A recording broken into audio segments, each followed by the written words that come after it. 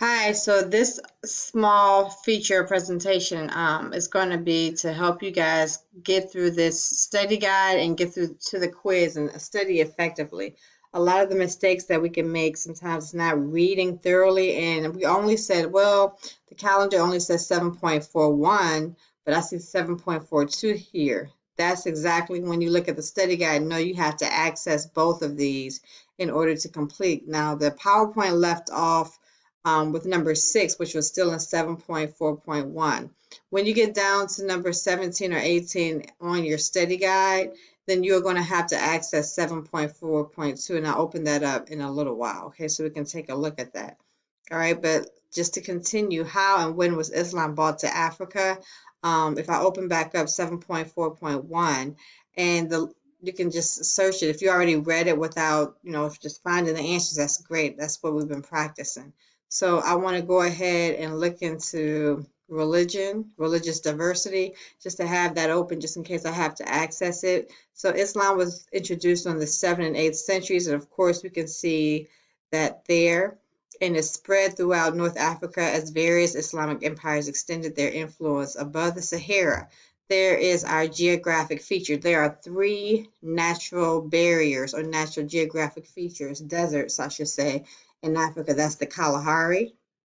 We have the Namib, which would be in more southern Africa, and our northern desert is really the largest desert in Africa, and it's the barrier between North Africa and southern and central Africa as well. So number 7, we have that one done. So let's look at number 8, and I'll push this over just a little bit. So number 8, it says, let's just open it up some. I'll access that if we need to. So we can go here. It says, what feature separates the most Muslim part of Africa from the most Christian part? There, Southwest Asia and Egypt, although they are part of two different continents. Egypt's part of Africa, and Southwest Asia is part of what we call our Asia. We did that in our Asia unit, but they share the same government and mostly have the same religions. So what feature separates the most Muslim part? You want to make sure you put in the Sahara Desert, separates Muslim, the northern part of Africa, from Christian, the majority Christian parts of Africa. That's important. Going down to number 9, in Africa, how does the growth rate of Islam compare to that of Christianity? The growth rate of Islam is twice that of Christianity due to urbanization. That means industrializing the building of cities, the migration of people to those cities so they can find jobs, and 21st century is fueled by increased trade from North African nations, the oil-rich economies. Where will the oil-rich economies be? Southwest Asia and Northern Africa, right? They're separated almost by the Red Sea, and of course, Saudi Arabia being right across from that of Egypt and other North African nations, all right? Ethiopia, another more northern sort of kind of country, but on the eastern coast of Africa, has 84 indigenous languages. If I had to access my book real quick, I'll push this over some more.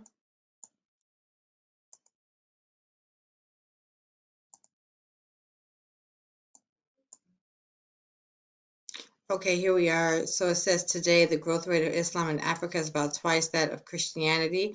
The Muslim population may soon be larger than that of the Christian population. Okay, let's go back here. Let's scroll down a little bit. And we did number 10. What are the results of the polarized populations of many African countries? Moving this over, polarized populations. Let's open it up a little bit so I can see a little better. Were subject to rule of law. We talked about that, or violence due to their independence on foreign colonizers for support, and were forced to privatize by the International Monetary Fund. We read that in the first 3 pages in 7.4.1. And why is the ethnic makeup of most African countries very diverse? I like these type of questions because it really breaks down what we're going into, and that's apartheid. And it says the ethnic makeup of most African countries is diverse due to European colonialism. Your ethnicity, your race, your culture, the religions you practice all make up your ethnicity in that of Africa at that time.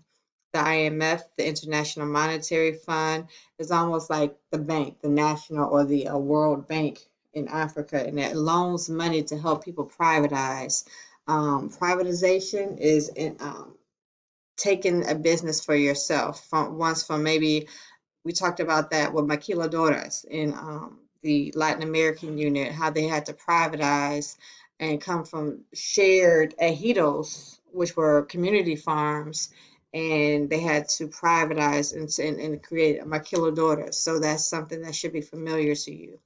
And why does Egypt have a partly socialist economy? Again, this is back in your reading.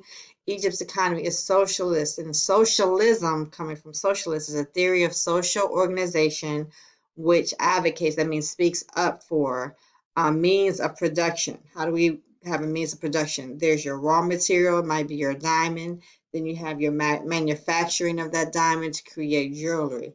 And that's a product that can be sold. All right, so take a look at that. Number 15, the IMF are promotable through loaning money. We talked about that again. I'm sure that's red trade, and that's just a privatization. So let's back that up. Sorry, that's kind of small right there, but that should be in your response as well. Again, what is privatization? The transition from government ownership to private ownership of property. I hope that helped out. What are some complaints about the International Monetary Fund? Complaints about the IMF are the promotion, the backing of only free market ideas. Laissez-faire. What is that, Ms. Stan?